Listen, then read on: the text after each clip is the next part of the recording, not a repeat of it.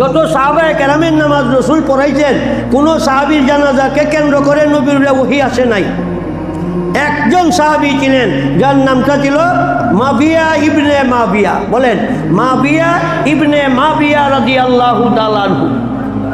জিবরাইল আমিন আল্লাহ রসুলকে ডান হাতে ধরে যখন এই খোলা ময়দানে নিতেছেন, খোলা মাঠে যেখানে লাশটা রাখা, খোলা মাঠে নবী পা রাখতেছেন, আর পাটা তো আগে সমতল ভূমিতে এইভাবে বলতেন। মাঠে ঢুকার পর নবী বৃদ্ধ আঙ্গুলে ভর দিয়ে আগাইতেছেন। সুবহানাল্লাহ।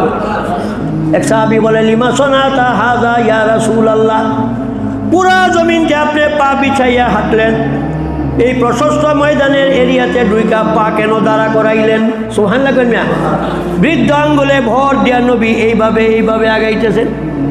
আল্লাহ নবী বলে, সাহাবীরা ওই মাবিয়া ইবনে মাবিয়ার জানাজায় এত সংখ্যক আরশে আজিম থেকে ফেরেশতারা হাজির হইছে। সুবহানাল্লাহ কইনা। আমি বিশ্ব নবী পাটা জমিনে রাখার শূন্য জায়গা নাই। সুবহানাল্লাহ কইনা। এবার নবীজি বলে, জিবরাইল আমার এই সাহাবী কি আমল করত, যে আমলের কারণে আমি স্বচক্ষে দেখলাম 1,70,000 ফেরেশতা আগমন করেছে। আল্লাহু আকবার। জিবরাইল বলে, ইয়া রাসূলুল্লাহ, ওই সাহাবী একটা আমল বেশি করত, প্রতিদিন দিনে রাত্রে 200 বার সূরা ইখলাসের আমল করিত। আল্লাহু আকবার কইনা।